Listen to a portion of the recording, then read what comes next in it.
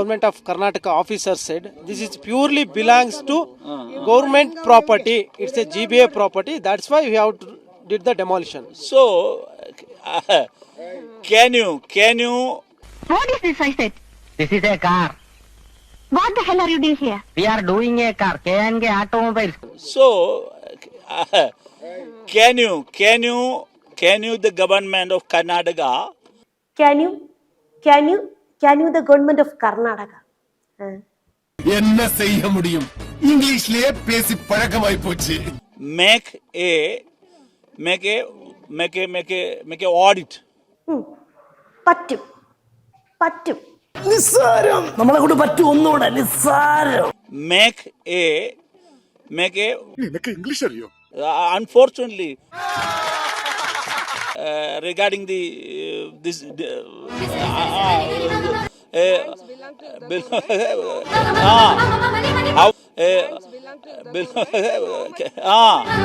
how many of them make a audit in Karnataka city regarding the this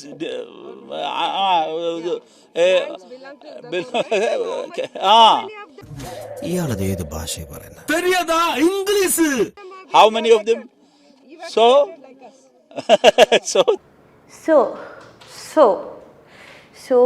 അതിൽ നിർത്തിയത് നന്നായി മലയാളികളെ പറയിപ്പിക്കാനേ. Why only the pure? So poor why only the pure? So poor Kerala people. Kilometers and kilometers in these days of degenerating decencies of Miami Beach to Washington when diplomacy blah blah blah ഈ പറയുന്നില്ല. Car engine out completely. ഇത്രയും വിധികളായ മലയാളികളെ ഞാൻ ആദ്യമായിട്ട് കാണുകയാ. Joseph കുട്ടിക്ക് മലയാളം അറിയാം. എനിക്ക് ഭാഷാപരമായി പരിമിതികളുള്ളയാളാണ് ഞാൻ ഭാഷാപരമായി മെച്ചപ്പെടുത്തേണ്ട ആളാണ്. അത് ഞാൻ തിരിച്ചറിയുന്ന ആളാണ്. We Kerala people sir 100% literacy member of Rajya Sabha sir. What Kerala thinks today, India thinks tomorrow. വിജയ വെറുതെ ആളുകളെ കൊണ്ട് ചിരിപ്പിക്കല്ലേ. ആളുകൾ എന്തിനാച്ചാ ചിരിക്കുന്നത്? റഹീമിന് അറിയാവുന്ന ഇംഗ്ലീഷിൽ കമ്മ്യൂണിക്കേറ്റ് ചെയ്തു കാര്യങ്ങൾ. നമ്മളെല്ലാ ലാംഗ്വേജും അങ്ങനെയാണല്ലോ. അല്ലാതെ ഇപ്പം ജനപ്രതിനിധി ആവുന്നവരെല്ലാവരും പിന്നെ ഇംഗ്ലീഷിലും സംസ്കൃതത്തിലും ഹിന്ദിയിലും അതിലൊക്കെ തന്നെ PhD എടുത്ത് നല്ല ഫ്ലുവൻ്റായി സംസാരിക്കുന്ന ആളാവണമെന്ന് നിർബന്ധമൊന്നും ഒരിടത്തും പറയുന്നില്ലല്ലോ. എന്ന് 9,900 എന്ന് പറയുന്ന ശിവാണൻ വിദ്യാഭ്യാസ മന്ത്രി ഒപ്പ്. നിയമസഭ തല്ലിത്തകർത്ത ആളാണല്ലോ നമ്മുടെ വിദ്യാഭ്യാസ മന്ത്രി.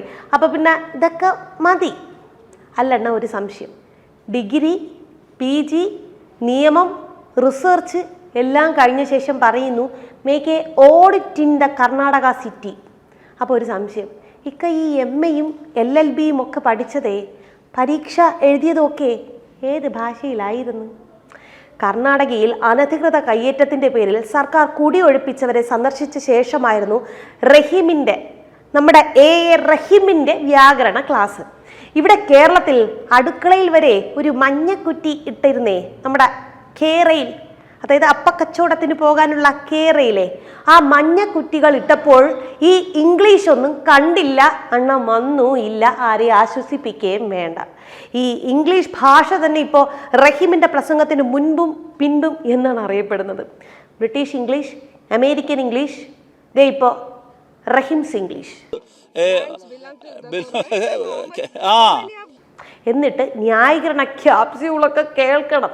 ബുൾഡോസർ കയറി ഇറങ്ങിയ കൂരയ്ക്ക് താഴെ നിൽക്കുന്നവരോട് സംസാരിക്കാൻ അയാൾ ഇംഗ്ലീഷ് അരച്ച് കലക്കി കുടിക്കുന്നവരെ കാത്തിരിക്കണമായിരുന്നോ എന്ന്. അതോ ഭാഷ വശം ആയാൽ പിന്നെ എല്ലാം ആയോ എന്ന്. ഭാഷയല്ല മനുഷ്യത്വമാണ് പ്രധാനമെന്ന്. അതൊക്കെ ശരി തന്നെ, മനുഷ്യത്വം തന്നെ പ്രധാനം. പക്ഷേ അറിയാവുന്ന ഭാഷയിലൊക്കെ സംസാരിച്ച പോരെ. What A beautiful people.